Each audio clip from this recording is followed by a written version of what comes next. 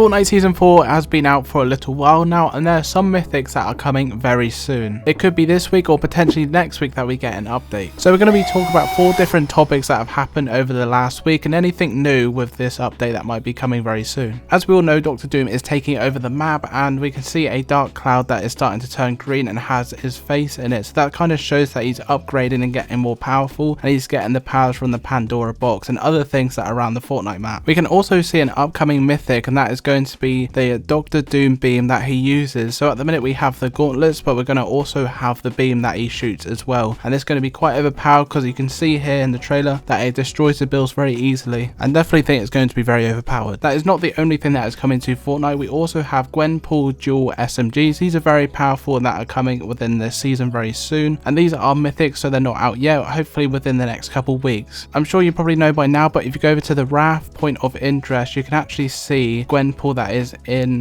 the bunker. You'd think Dr. Doom put her in there as a way to lock her away, but instead she's actually hiding. She's one step ahead. If you eliminate one of the Doom henchmen, then you take one of the chips to the door, then you're able to give her something, and she gives a little dialogue and pretty much says to come back next time when you'll be able to collect the dual SMGs. So it is possible in a future update that we might see Gwenpool as a future boss within the game, and she'll probably have her mythic weapons on her, so you might have to eliminate her to require this item. Before we continue into the video, please like and subscribe, and remember to use code hdxhexa within the item shop. This is my new code and I haven't really been pushing it that much, but I'd really appreciate it if you could do that, and if you comment down below that you've done it, I'll shout you out within my next video. The next item that we're going to talk about is the Shuri claws. We actually saw these also in the trailer. You can see here that she's running with the claws and she slashes some enemies with them. I don't see a lot of people talking about this, but a lot of the footage in the trailer of these items, you can actually see a lot of the movement. So you see that Shuri is running on all 4s and then runs towards a player, dashes, and then swipes and kills 2 enemies. This looks pretty overpowered because you have the movement ability with them, then you're also able to have close encounter damage, which is pretty overpowered. We might not see this item for a while. People are thinking it's going to be within the next 2 or 3 weeks, but they're not in the files yet. The next exciting thing that we're going to talk about is LTMs. If you remember years ago that Fortnite used to do a lot of LTMs, but now they're actually bringing back one for Marvel. Well, in fact, there's actually going to be 2 limited time game modes that are going to be coming to the game very soon. This one's going to be able you to decide if you want to be on the heroes team or the villains team, and it obviously depends which team you choose or you get put into, then you get those different weapons. So if you're the good side, you could get Iron Man mythics. If you're the bad side, you get Dr. Doom